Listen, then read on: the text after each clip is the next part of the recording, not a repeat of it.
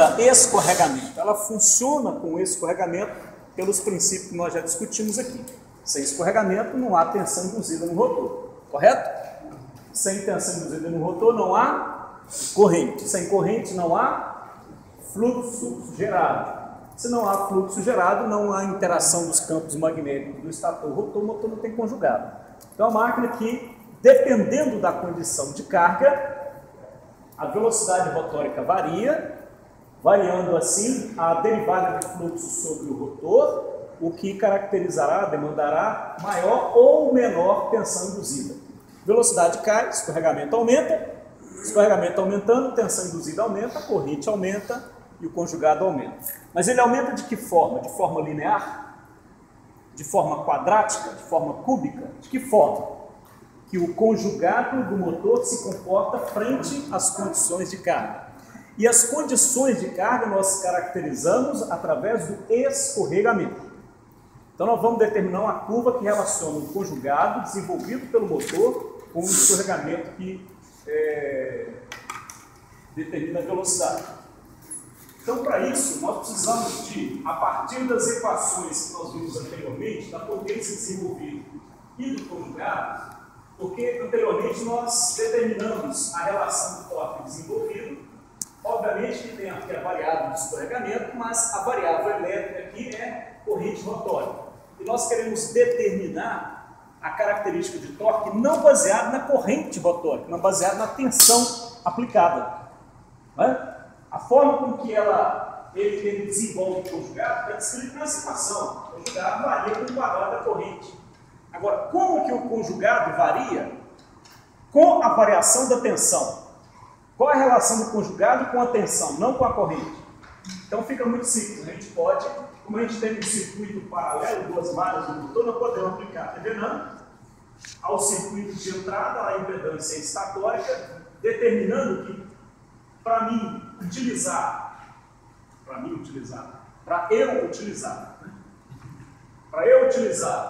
a corrente rotórica e utilizar esta equação para transportar para a tensão, eu preciso utilizar a corrente rotórica. E para utilizar a corrente rotórica, eu preciso caracterizar a impedância estatórica mais a reatância de magnetização como impedância de TVNAM. Então eu separo esse circuito em duas partes, mantenho o circuito rotórico como ele é, a forma característica dele originalmente, e modifico a impedância estatórica de magnetização como uma fonte. Então é como se separar esse circuito, separei aqui. Tudo daqui para cá é a impedância da fonte, que está dali para lá é a impedância rotórica. Correto? Separando isso, eu caracterizar a tensão entre os pontos A e B como sendo a tensão de TVNAM. Então, separando esses pontos, eu tenho que, aplicando TVNAM, obviamente que as fontes de tensão são curto-circuitadas. Se tivesse fonte corrente, seriam abertas. Então, o curto-circuito aqui fica em paralelo o XM com a impedância direta. Né? Então, essa impedância de TVNAM aqui é o paralelo do XM com o R1 mais JX1. Ok? Aqui. XM vezes XM mais impedância direta. E a tensão de TVNAM? A tensão de TVNAM é a tensão nesse ponto, é o que me interessa. Né? Então, a tensão nesse ponto é igual à tensão aplicada vezes o divisor de tensão. Se eu quero a tensão em cima de JXM, é V1 vezes JXM dividido por R1 mais JX1. Ok? Princípio do divisor de tensão. Então, com isso, eu gero o circuito equivalente de TVNAM para o motor de indução. Então, nós temos qual a vantagem disso? A vantagem disso é que tira o ramo paralelo. Porque esse ramo paralelo, definindo a reatância de condensação, ele entra na impedância TVNAM. Então, a impedância TVNAM é um R mais um JX. Ok? Só que esse R mais um JX de TVNAM, ele inclui o JXM, porque nós consideramos esse circuito como um circuito paralelo. Okay? Então, como é que fica o modelo elétrico? Ele fica o R1 de TVNAM mais o X1 de TVNAM e o circuito rotórico como estava anteriormente. só modificou a parte estatórica e a magnetização. Fazendo isso, nós tiramos do ramo paralelo da magnetização e o circuito fica um circuito sério. Ok? Fica um circuito sério. Bom, aí a tensão que entra a corrente que entra é a corrente que passa pelo rotor. Ok?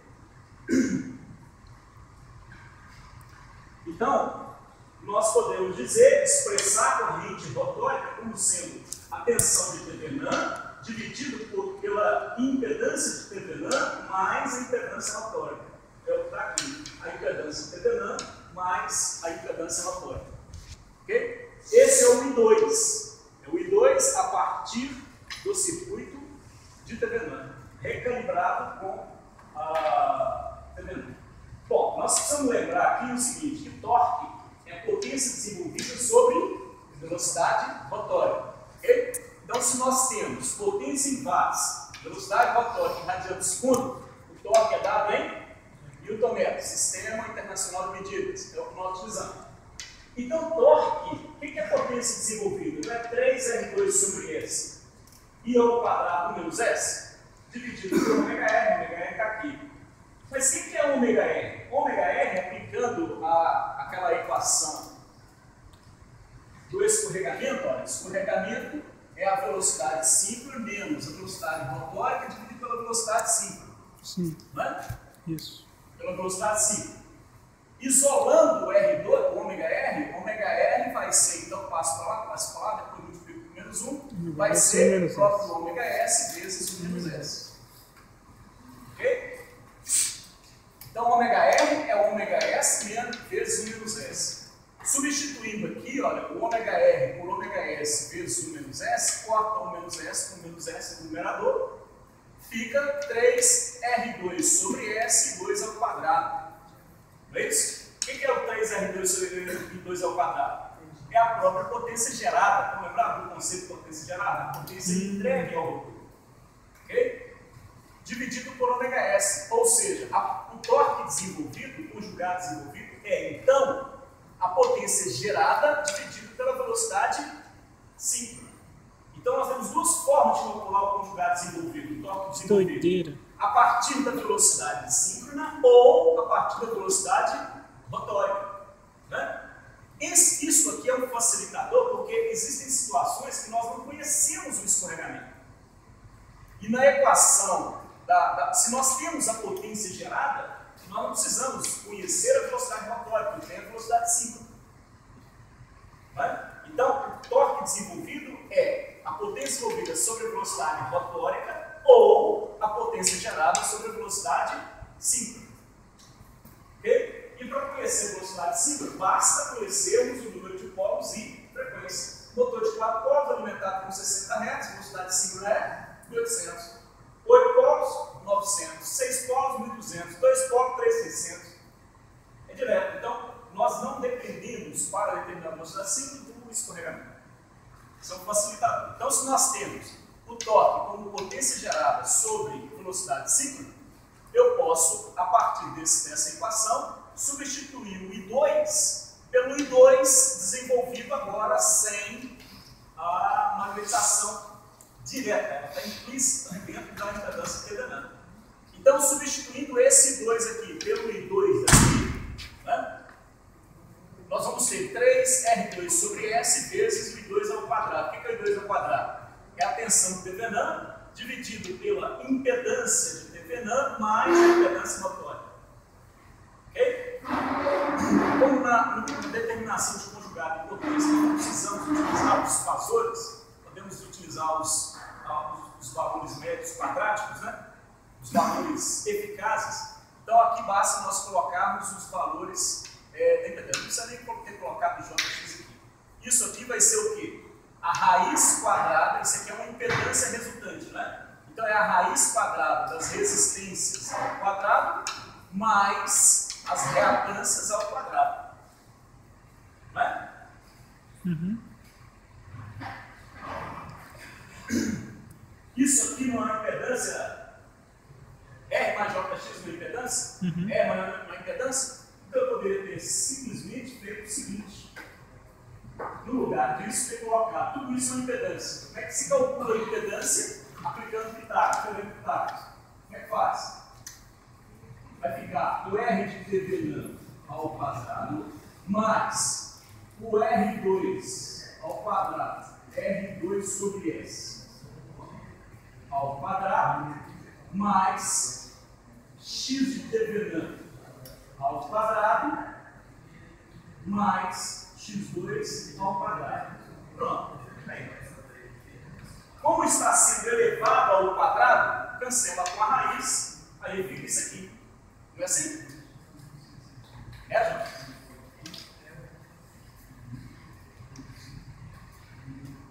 É igual.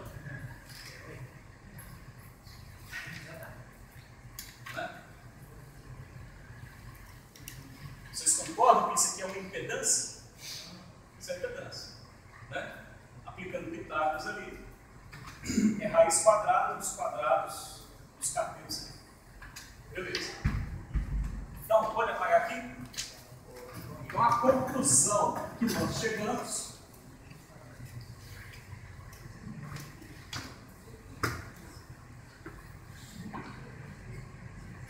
mas, professor, ali você colocou e manteve o parênteses ao quadrado? em Você manteve dentro do parênteses, não? Tá certo. é raiz quadrada de R mais X ao quadrado. Parênteses vai aqui embaixo, né? Então, numerador ao quadrado, denominador ao quadrado. Né? Quadrado da raiz, cancela a raiz. As partes imaginárias lá, elas ficarem negativas, não bota da parte de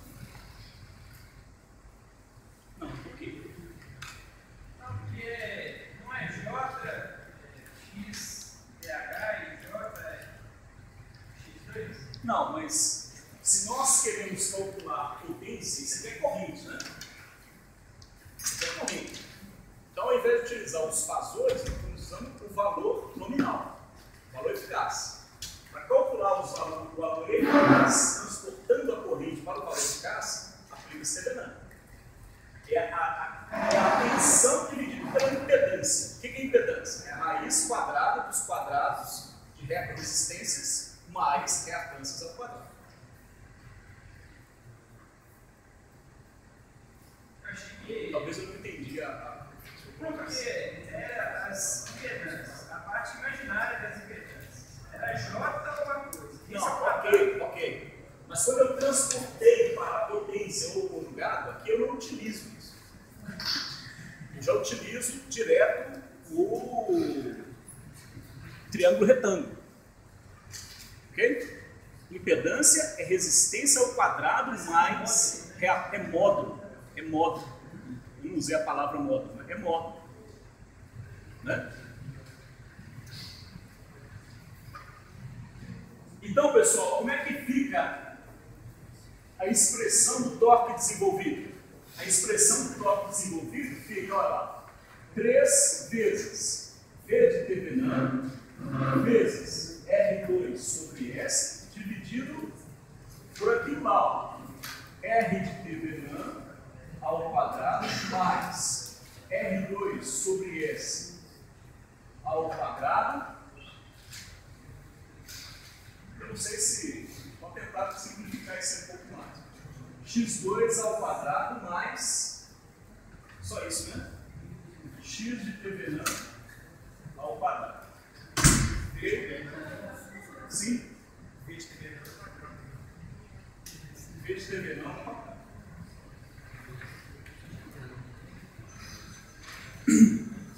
Bom, qual o objetivo de chegarmos a essa expressão?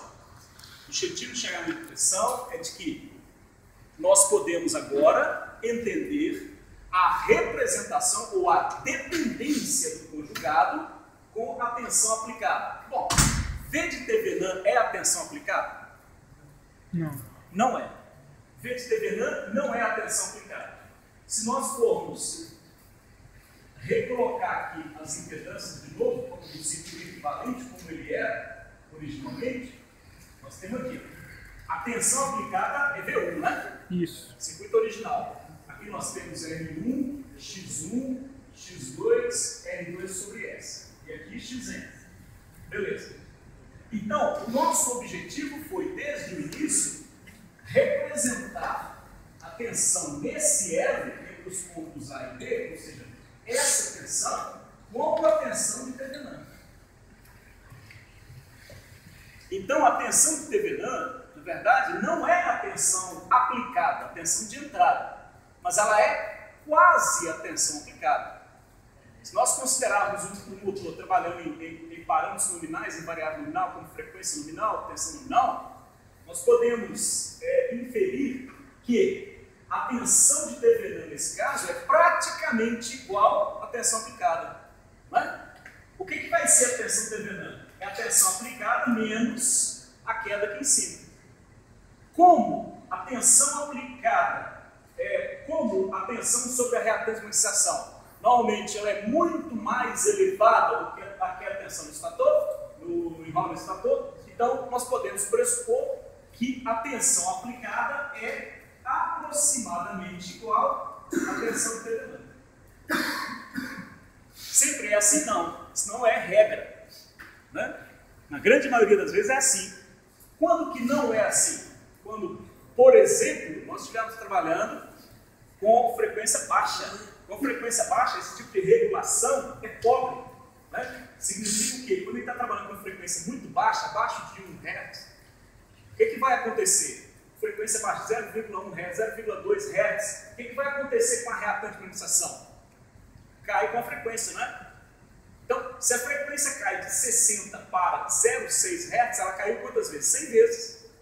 Aí vocês vão imaginar, a gente pode representar como exemplificar nas nossas máquinas. Quando a gente for fazer um ensaio aqui de motor bloqueada vazio, nós vamos determinar o Xn. Para uma máquina de 4, 5 kW, Xn é 25, 30 ohms. O X1 vale 0,5, o R1 vale 0,5. Por aí. Ou seja, a reatância de magnetização na frequência nominal é muitas vezes maior do que R1 ou X1. E quando a gente diminui a frequência de entrada 100 vezes, por exemplo, se aqui nós temos 30 ohms de reatância de magnetização nos 60 Hz, vai ter quanto? 0,6 Hz? 0,3 ohms. Ou seja, cai de 30 para 0,3. Então, uma situação nominal a 60 Hz aqui é, por exemplo, 30 ohms. Quanto que vale R1? Vale 0,5 ohms por motor de 5, 7 kW. Baixa essa frequência para 0,6. Tudo que depende de frequência cai proporcionalmente. Então, essa frequência, essa reatância, cai para 0,3 ohms. A resistência caiu? Não. Então, a impedância do essa aqui cai, X1 cai. Mas ela é baixa mesmo, a regulação se dá com a resistência. Então, para frequências muito baixas, a impedância estatórica, principalmente a resistência estatórica, torna-se relevante frente à reatância de magnetização, podendo inclusive ficar maior, como é esse caso, para frequências fracionárias. Né? Então, tem-se uma resistência superior à própria reatância de magnetização. Então, a tensão que você aplica pode ser que parte dessa tensão aplicada fica mais em cima de R1 na forma de queda de tensão do que em Xn. Okay? Então, a regulação para geração de fluxo numa máquina trabalhando com baixa frequência é crítico. A regulação é pobre, consequentemente, o controle da máquina é pobre. Por isso que sempre foi, continua sendo, mas hoje com uma maior facilidade, a operação de máquinas, de motores de indução, trabalhando com frequências muito baixas, fica fragilizado, fica um controle pobre em função disso. Né? Então, mesmo no controle vetorial, utilizando inversor de frequência para acionar o motor de indução, esse tipo de regulação, esse aspecto que é a regulação em baixa frequência, faz com que a controlabilidade fica comprometida. Né? Então, durante muito tempo, isso hoje melhorou com a tecnologia das adaptações, inteligência artificial, então, isso ajudou um pouco nesse quesito, mas sempre foi uma dificuldade o acionamento de motor de indução através de inversor de frequência em baixa frequência, seja no modo escalar, seja no modo vetorial. Okay? Muito complicado. Se você verificar hoje uma curva, vamos ver a curva do motor a partir de frequência, você tem, vamos só adiantar aqui, né? Um aluno trouxe essa dúvida aí, pode-se dizer que até a frequência nominal, o motor teria a capacidade de desenvolver torque ou potência de desenvolver nominal. E a partir dessa frequência, o conjugado começa a cair. Né? Bom, teoricamente é assim. Mas nós podemos dizer que, mesmo considerando isso, em frequências realmente muito baixas, o torque acaba ficando baixo. Por que isso aqui acontece? Isso aqui acontece porque está se trabalhando com frequências muito baixas. E aí a regulação de tensão em cima de R1 frente à tensão em cima de XM fica ruim. Ok? Então, essa equação expressa a relação do conjugado com a tensão aplicada. Vamos enxergar a tensão de Thevenin aqui como uma tensão próxima da de entrada. Então, a tensão Thevenin aqui, considerando frequência nominal, é praticamente a tensão de entrada. Então, olhar aquela equação, analisar aquela equação, vai nos dizer o quê? Aqui, conclusão básica, nós chegamos. Que o conjugado do motor de indução, a força de giro do motor de indução, é diretamente proporcional ao quadrado da tensão aplicada. Esse é o princípio básico dessa. Significa dizer que o conjugado, a força do motor, depende muito mais da tensão aplicada do que de qualquer outro parâmetro ou variável. Qualquer variação que tiver na tensão aplicada vai refletir no conjugado de forma quadrática. Né? Então, por isso que a performance de um motor de indução está diretamente ligada à tensão aplicada. Tudo que for colocado em série, seja filtro, né? O próprio inversor de frequência, que produza quebra de tensão, acarretará no empobrecimento da performance do motor. Eu digo inversor de frequência, mas simplesmente no quesito de queda de tensão. Porque ele, na verdade, permite um controle onde se tem um conjugado controlado. Okay? Todo dispositivo que é colocado em série com o motor que produz a queda de tensão pode comprometer. Okay? Então, reator de partida, resistência de partida, que não existe mais, né? Soft starter, filtro passa baixa para frequências harmônicas, tudo isso produz queda de tensão. Se produz queda de tensão, afeta a performance da máquina. Okay? Por quê? Porque qualquer variação na tensão em cima do motor tem um peso quadrático para o conjugado. Ok, pessoal? Mas, além de tensão aplicada ao quadrado, também tem o R2 sobre S.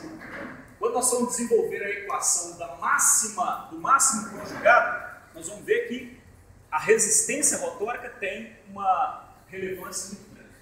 Então,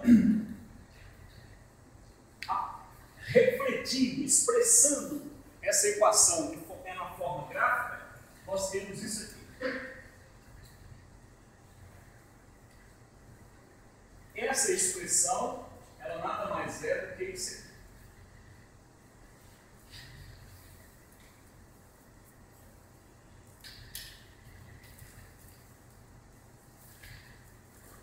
Okay? Bom, o que é abscissa e o que é ordenada aqui? A ordenada é o conjugado desenvolvido. Beleza. E a abscissa é o quê? Esse gráfico, essa representação, ela mostra a dependência do conjugado, da variável conjugado. Variável conjugado, com qual variável?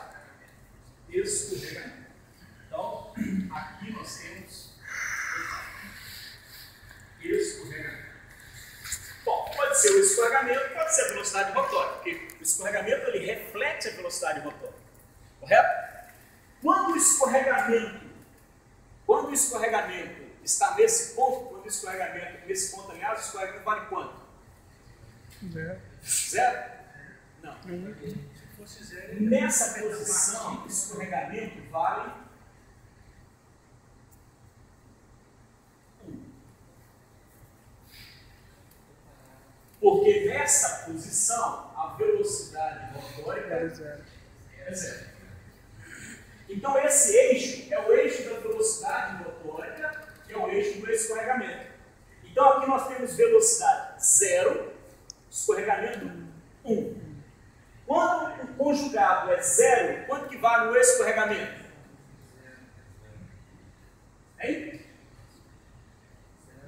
0. Por que nessa velocidade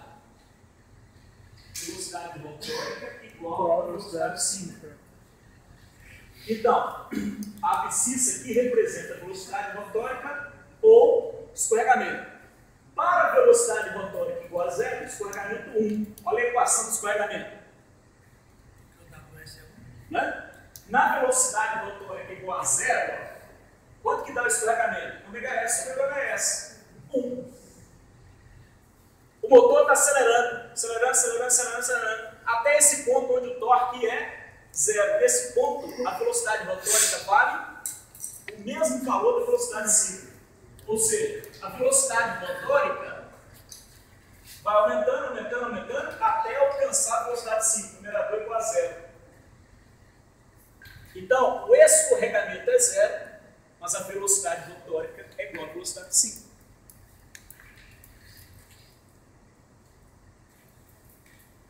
Então, nós podemos representar essa equação a partir do escorregamento e inferir a velocidade rotórica. Um espaço de tempo não tem tensão induzida. Entendi? Esse espaço de tempo não vai ter tensão induzida nem fundo. Esse espaço, Não. Esse ponto é igual.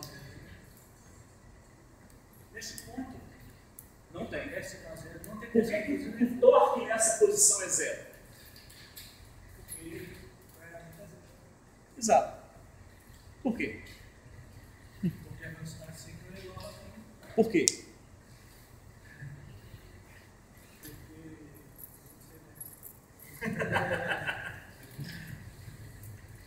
Quem pode responder, pessoal? Por que em S igual a 0, o torque desenvolvido é 0? Hã? Velocidade é? Não. Não. Escorregamento igual a 0.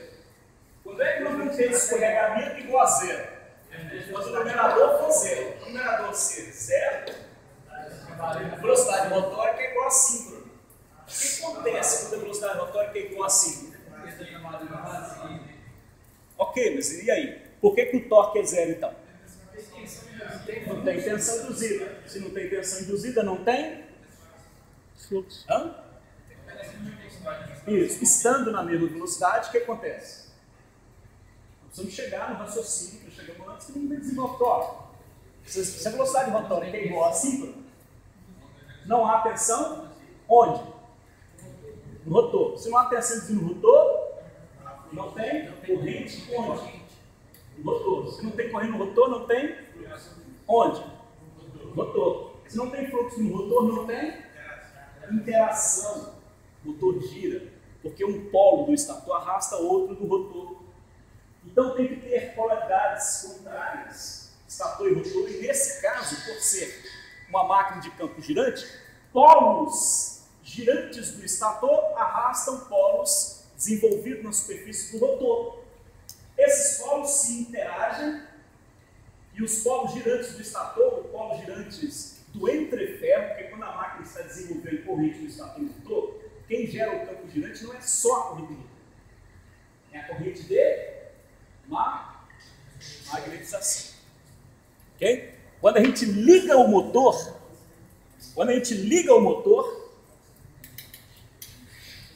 não há corrente no motor, concorda? Presta atenção. Quando a gente liga o motor, aplica tensão com frequência no estator, A princípio, nesse momento, só a corrente estatórica que gera o campo girante. Quando ela gera o campo girante, alcança o rotor, induz tensão no rotor, circula a corrente, cria fluxo, e esse fluxo interage com o fluxo do estator, gerando o fluxo de magnetização.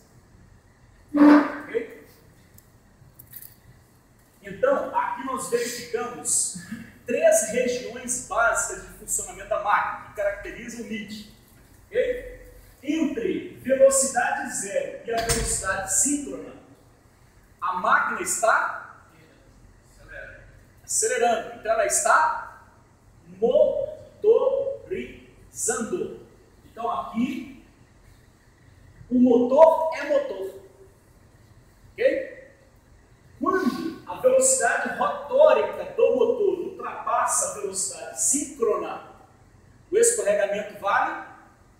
Quando a velocidade rotórica fica maior que a síncrona, o escorregamento fica Negativo. negativo. Quando o escorregamento fica negativo, o que acontece? Ele está Regenerando. Vê, olha a característica de curva para baixo. Então, à medida que ele trabalha nesse quadrante, qual é o valor ou os valores do conjugado desenvolvido? Negativo. Negativo, tá vendo? Como o conjugado é a potência sobre velocidade, se o conjugado é negativo, a potência é negativa. Significa que nesta região, a partir dessa velocidade, o motor está gerando. O motor agora é gerador. E se a velocidade rotórica for não maior, mas for contrária à velocidade síncrona, para cá o escorregamento será maior do que 1. Por quê? Porque se a velocidade rotórica for contrária à velocidade síncrona, vai ficar menos ômega R. Então isso aqui fica positivo.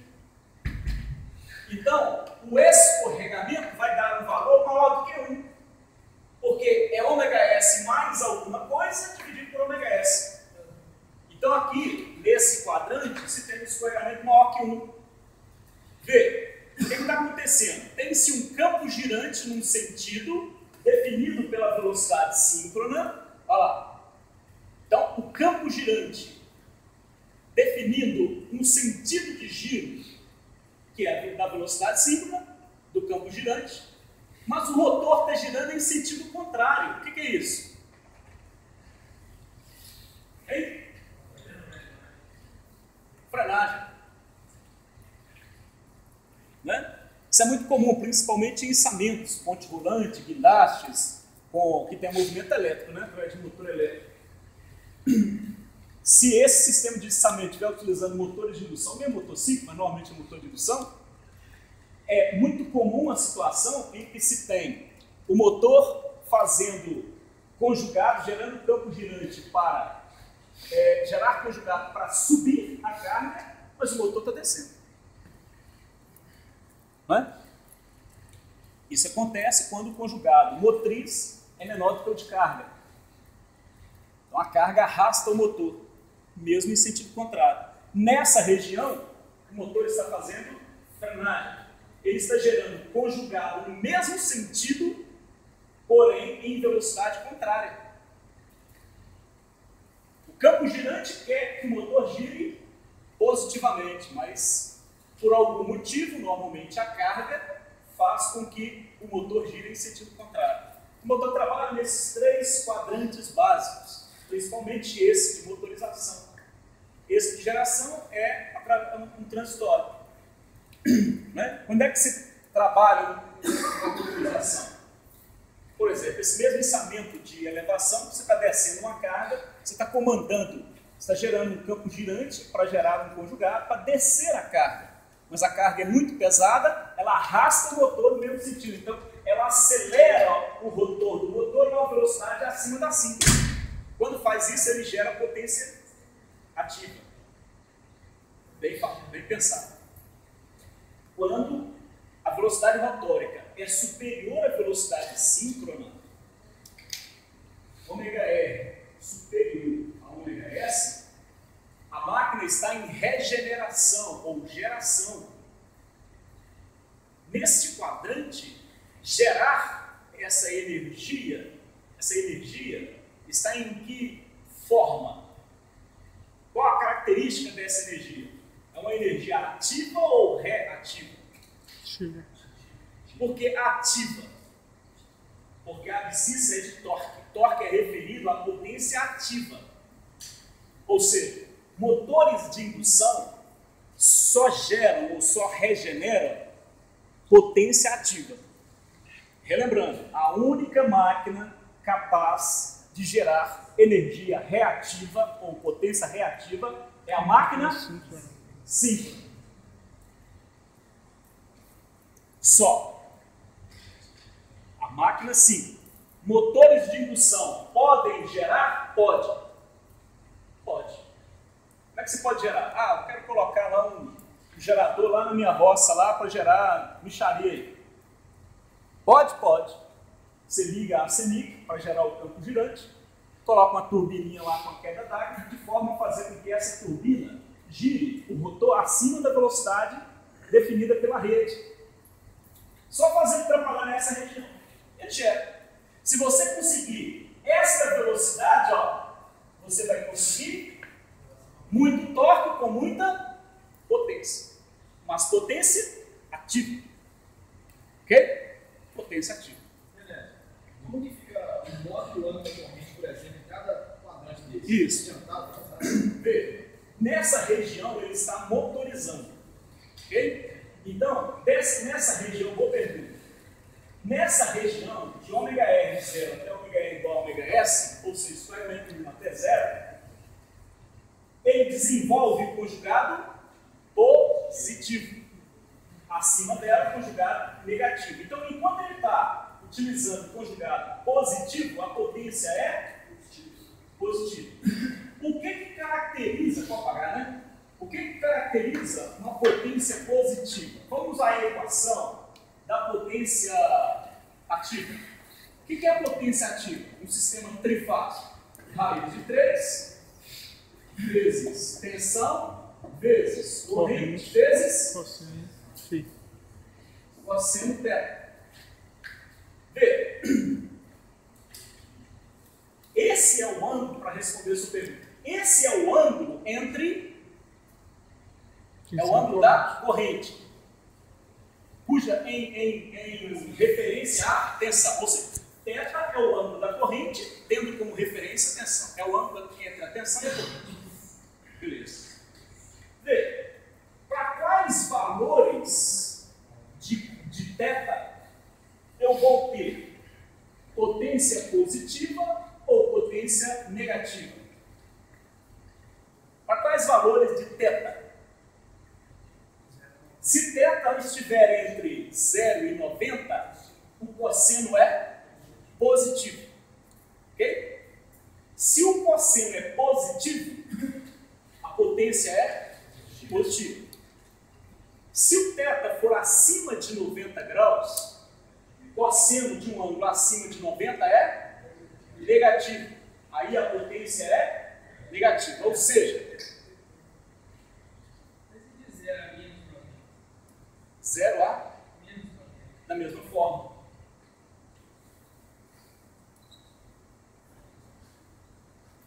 Zero a menos 90, ele vai estar aqui, não é? Positivo. Ok?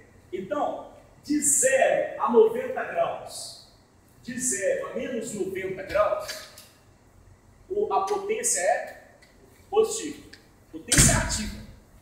Ok? Para valores de θ superior a 90 graus, nós vamos ter, superior a 90, nós vamos ter o vetor aqui ou o vetor aqui, ao menos 90. Então isso aqui, não, acima de 90, para cá. Né? E menor do que 270. Para cá. Entre 90 e 270, os valores em cosseno vai ser negativo. Ok? Enquanto os vetores vetores de corrente tiver aqui, corrente, nós vamos ter cossenos positivos. Vetores para cá, cossenos negativos.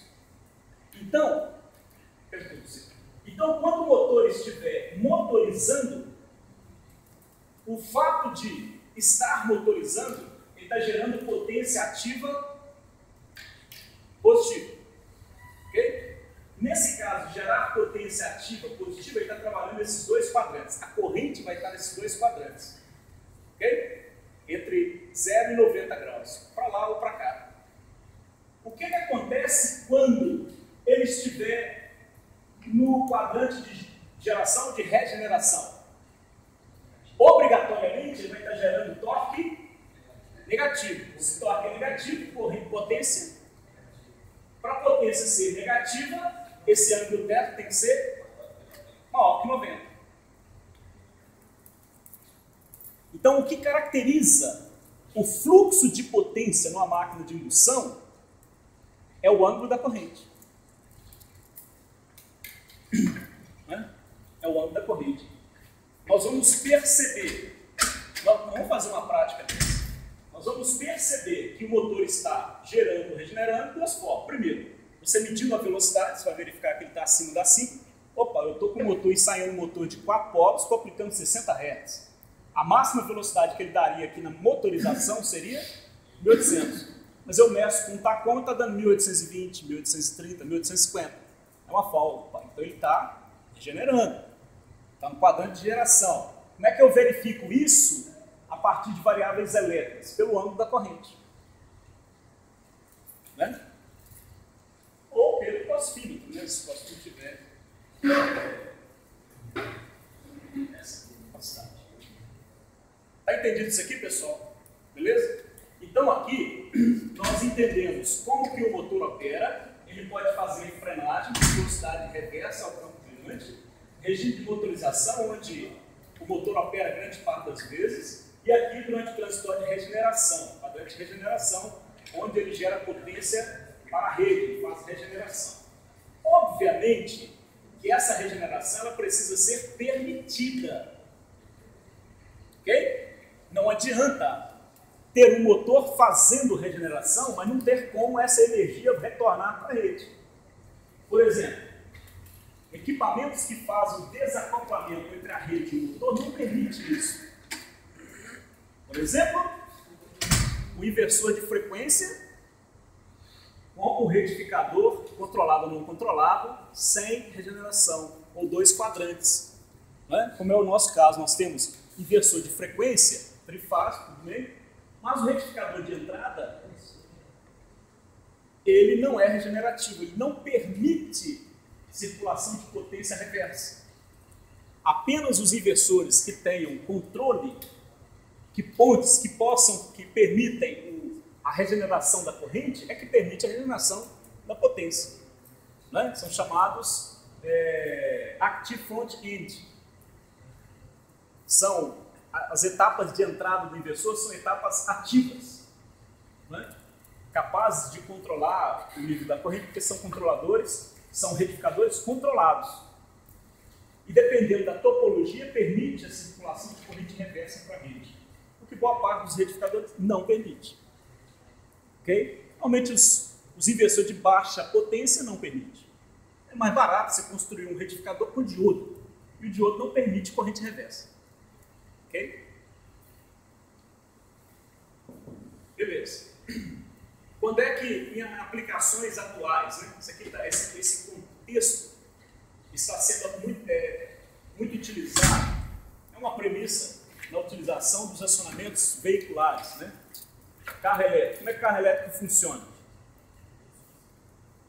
Os motores que acionam as rodas são alimentados através são motores de corrente alternada, normalmente são motores de indução. Os carros elétricos utilizam motores de indução. Não sei se vocês viram recentemente uma matéria, um canal de televisão chamado History, apresentando comparativas entre alguns fabricantes de carros híbridos e carro elétrico. né? Um dos carros atualmente mais famosos e com mais, como é que fala? Potencial, são os carros de uma empresa chamada Tesla, nos Estados Unidos é muito famoso. Eles mostraram as características dos carros de forma muito mais detalhada, né? Então ele utiliza 2 motores de indução, né, em 2 rodas. Esses motores são alimentados por inversor de frequência. Quem alimenta o inversor de frequência? O inversor de frequência não tem um retificador, não está ligado à rede, né? Então ele tem bateria. A tensão contínua da bateria é invertida controladamente pelo inversor que alimenta o motor. Na regeneração, então o carro subindo, ele precisa de torque positivo, está motorizando. Chegou lá em cima, começa a descer, aí ele entra nessa região. Ok? O inversor injeta uma frequência, de acordo com o número de polos, um campo girante, e pela velocidade do carro atinge escorregamentos negativos, fazendo com que o motor entre em regeneração. Essa potência ela é retornada para a bateria.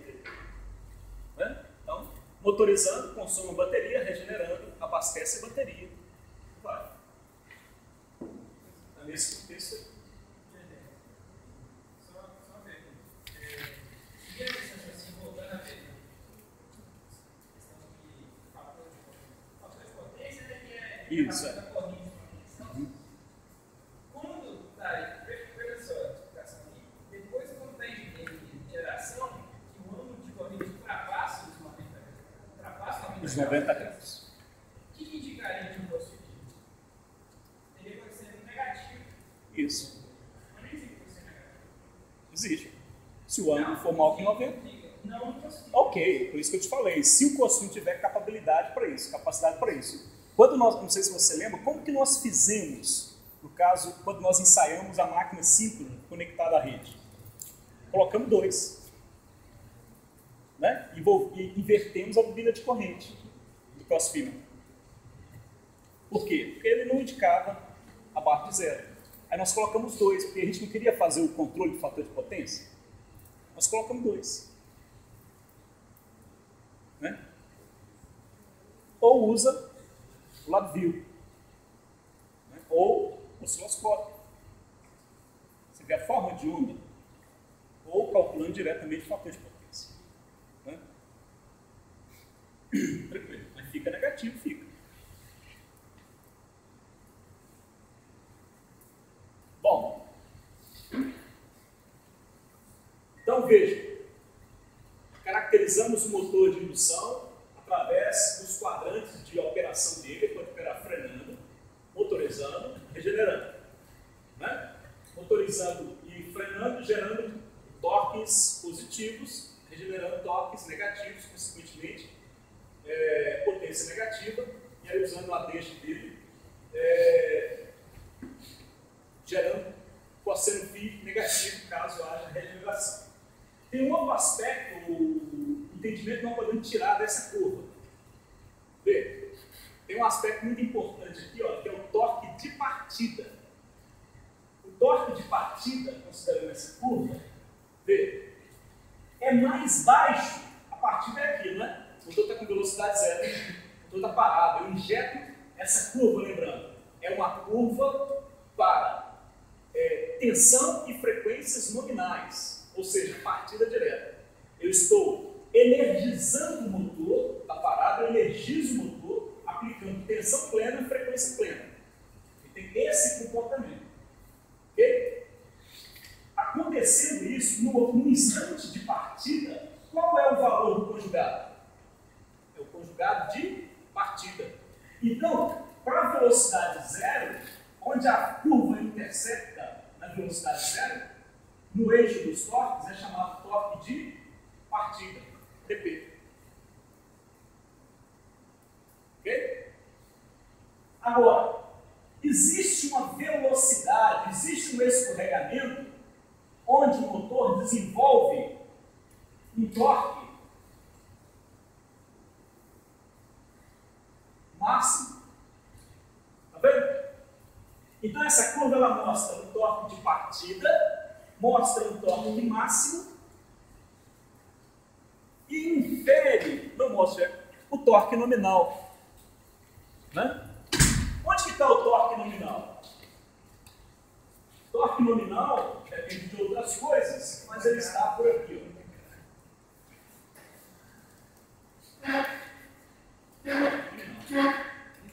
Então, o motor de indução, assim como outros motores, mas o mais característico do motor de indução, ele tem 3 parâmetros de conjugado que são relevantes para nós. Quando a gente compra um motor, desenvolve, projeta um motor, nós projetamos a partir dos dados nominais. O torque nominal precisa, na velocidade nominal e a potência para esse torque nominal. Ok? Nominal. A gente olha na placa do motor. O motor tem 5 kW, está escrito na placa dele. Essa potência é nominal, ela é máxima ou é de partida? Nominal. Para a velocidade nominal, pega essa potência, divide pela velocidade nominal, tem um torque nominal. Mas o motor de indução ele tem um torque de partida, que normalmente, não é via de regra, mas normalmente é superior ao torque nominal. Então o motor que tem torque nominal de, por exemplo, 100 Nm, o torque de partida dele vai lá, 130, 150 Nm, ou seja, 120%, 150% em relação ao torque, ao torque nominal. Então, torque de partida 100 a 150. Existem casos de motores cujo torque de partida é abaixo do nominal, 80%, 90%. Depende do tipo de categoria, não vamos ver à frente. Mas normalmente superior. E existe um torque máximo. Esse torque máximo também depende da categoria do motor, do tipo da barra do rotor, do perfil da barra do rotor. Barra mais a extremidade da superfície, mais aprofundada, se é barra dupla e tal. Vamos ver isso no próximo conteúdo. Mas esses motores eles podem ter torques torques máximos que podem chegar a 300% nominal.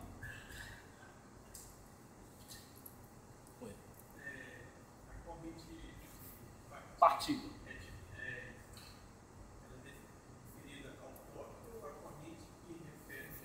Isso. Corrente de partida, ela não é diretamente proporcional, nem é linear com o torque, mas ela segue o jeitão do torque.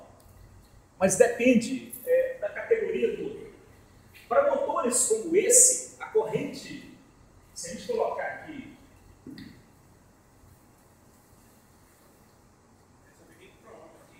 isso. Bom, quem provoca quem é a corrente que provoca o torque. Né? A tensão provoca a corrente provoca o fluxo provoca o torque. Como a gente não mede o fluxo, vai direto à corrente. Né? Aqui nós estamos vendo a relação do torque a partir da equação de tensão. Mas aqui está a relação do torque com escorregamento ou velocidade rotatória. Se a gente colocar aqui o outro eixo, o eixo das correntes, aí nós vamos verificar correntes, digamos, assim, né? Correntes assim. Ok? Correntes que assumem valores de partida muito altos,